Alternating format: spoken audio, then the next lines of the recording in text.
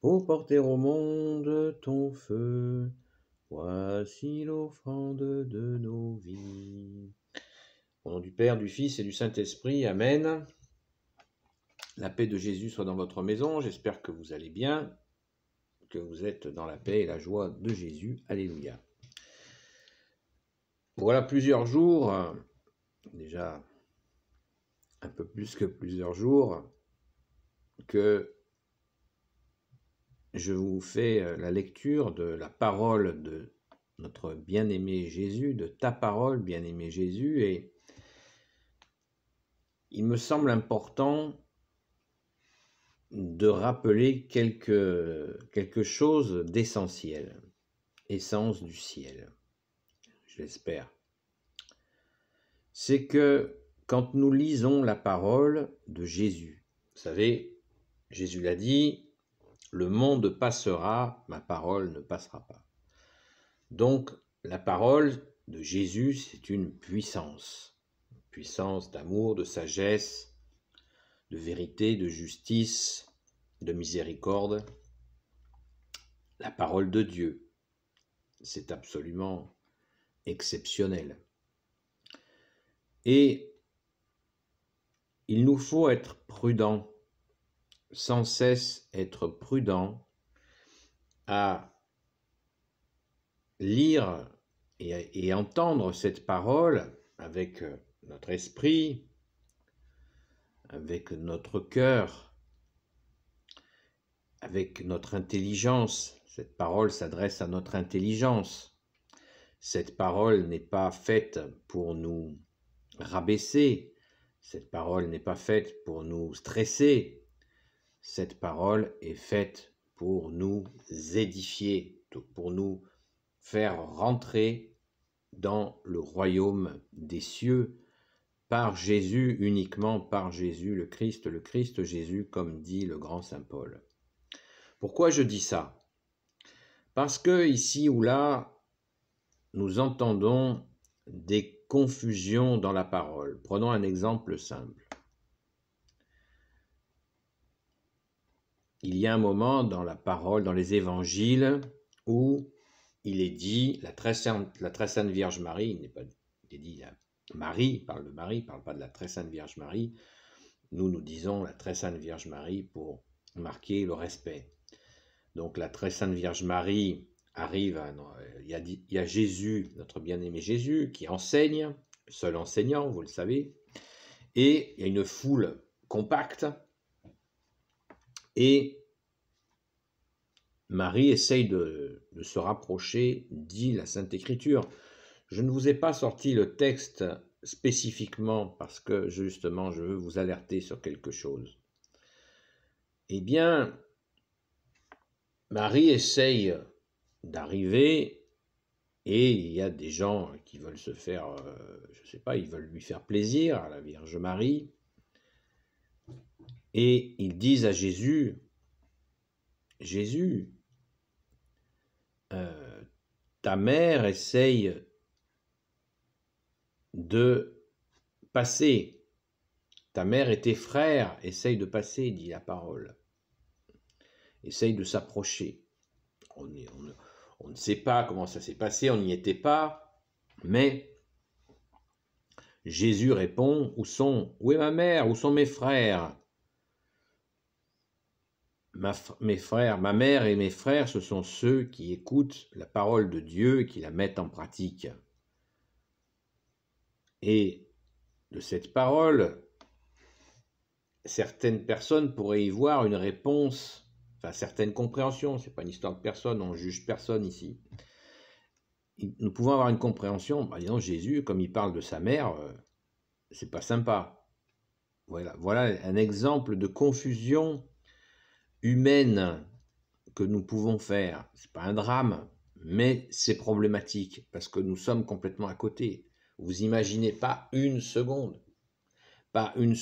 que Jésus, qui a choisi avec son Père et l'Esprit Saint, Dieu en trois personnes, Père, Fils, Jésus et Saint-Esprit, ont choisi la très sainte Vierge Marie, temple du Saint-Esprit, pour enfanter, accueillir le oint du Père, Donc la relation entre Jésus et sa mère, c'est indescriptible, tout simplement, c'est un mystère. Donc, on ne peut pas interpréter un tel amour entre Jésus et sa mère. Vous savez qu'on représente les cœurs, le Sacré-Cœur de Jésus et le Sacré-Cœur de Marie. On les représente souvent unis, et même avec le cœur de Saint Joseph. Unis, car ils ont été scellés dans l'amour et dans la douleur. Marie était au pied de la croix jusqu'à son dernier souffle, nous l'oublions jamais. Elle ne s'est pas évanouie, Marie. Elle était là, debout.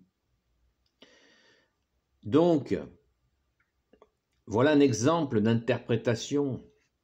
D'autres compréhensions pourraient dire, voilà, regardez, la Vierge Marie n'est pas vierge, puisque la parole dit Marie et ses frères, les frères de Jésus, essayaient de s'approcher, mais la foule était tellement dense qu'ils n'y arrivaient pas.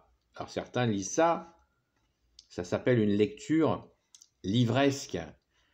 Ils lisent ça au premier degré, disant, regarde, Jésus, la Vierge Marie ne peut pas être vierge, puisque Jésus a des frères. On sait bien que Jésus, dans tous les évangiles, appelle ses disciples, ses frères. Au matin de la résurrection, quand Jésus se montre à Sainte Marie-Madeleine, que dit Jésus?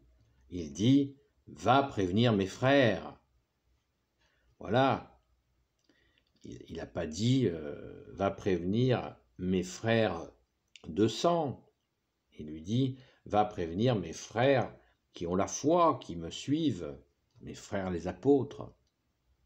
Voilà.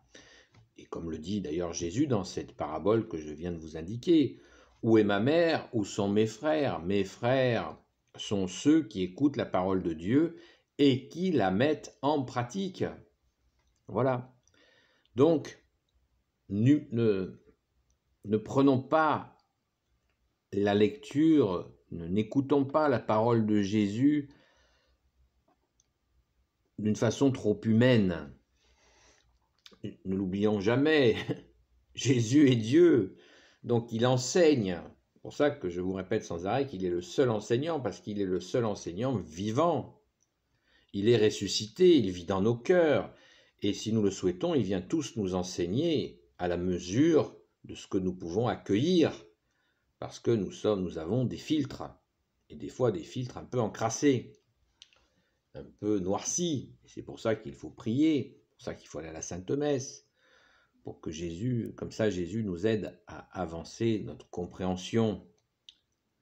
Mais n'enfermons pas la parole de Dieu, que tu es Jésus avec l'Esprit Saint, dans des concepts humains ou par exemple des bons sentiments. Il n'y a pas d'histoire de bons sentiments quand nous lisons la parole de Jésus. Ce n'est pas des bons sentiments, c'est l'amour. Jésus est l'amour, il est soleil d'amour, soleil de justice, soleil de miséricorde. Ça n'est pas un système bisounours de bons sentiments, c'est la justice parfaite. Voilà, donc c'est une explication que ça fait un petit moment que je voulais vous le dire. Il y a aussi, je vous le rabâche régulièrement, la question de faire un petit peu d'écoute de contexte, connaître un peu comment vivaient les Hébreux à cette époque pour comprendre pourquoi ils réagissent. Par exemple, quand le style littéraire, ce qui veut dire le style, la façon d'écrire de saint Matthieu, de saint Marc, de saint Luc et de saint Jean n'a rien à voir, car ce sont des hommes différents et qui ont des regards différents sur ces événements. Ils ont été complètement envahis de l'Esprit Saint pour rédiger ces 4 évangiles, ça fait aucun doute.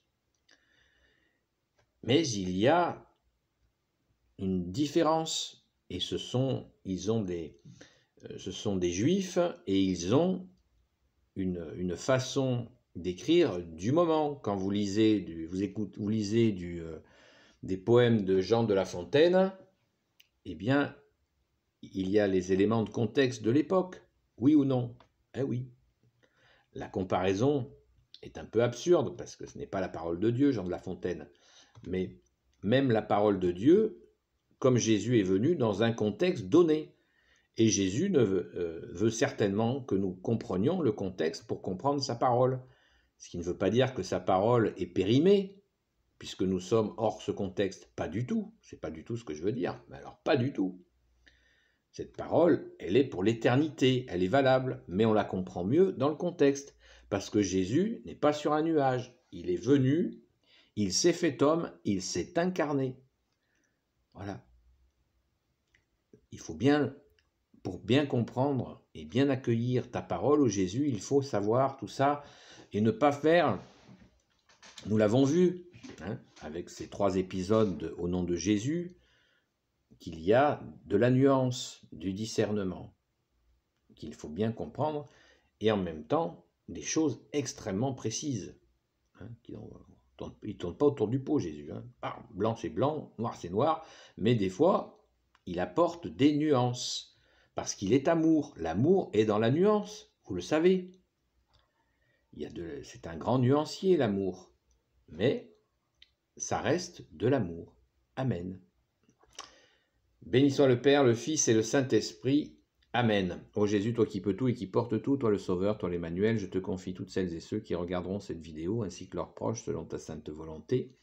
Sainte Marie, Reine des cieux, toi l'Immaculée Conception, toi qui écrases le serpent, toi qui as la lune sous tes pas, toi dont le cœur immaculé triomphera. Très bientôt, nous l'espérons. Grand Saint Joseph, toi le juste et le saint, toi le sage, toi la terreur des démons. Regardez, quand nous avons parlé, toi le saint gardien de la Sainte Église catholique, Saint Joseph, nous avons parlé de ces personnes qui ont la capacité de dégager les démons. Et bien Saint Joseph, nous l'appelons terreur des démons. Et quand nous connaissons la vie de ce grand saint, Saint Joseph, c'est le plus humble des hommes qui ait porté la terre. Et comme par hasard, il avait une capacité et il a cette capacité de chasser les démons. Vous imaginez que dans sa relation avec Jésus, ça va plutôt pas mal. Alléluia. Merci Jésus. Sainte Marie-Madeleine, notre chère sainte patronne, et vous tous les saints et saintes amis de Jésus, Saint Michel Archange qui est comme Dieu, Saint Gabriel Archange, Saint Raphaël Archange et tes anges guérisseurs, et vous tous les anges qui servez Jésus, je vous confie toutes celles et ceux qui regarderont cette vidéo ainsi que leurs proches selon ta sainte volonté, ô Jésus. La paix de Jésus soit dans votre maison, pouce en l'air et commentaires, ça rime, et je vous dis à très vite.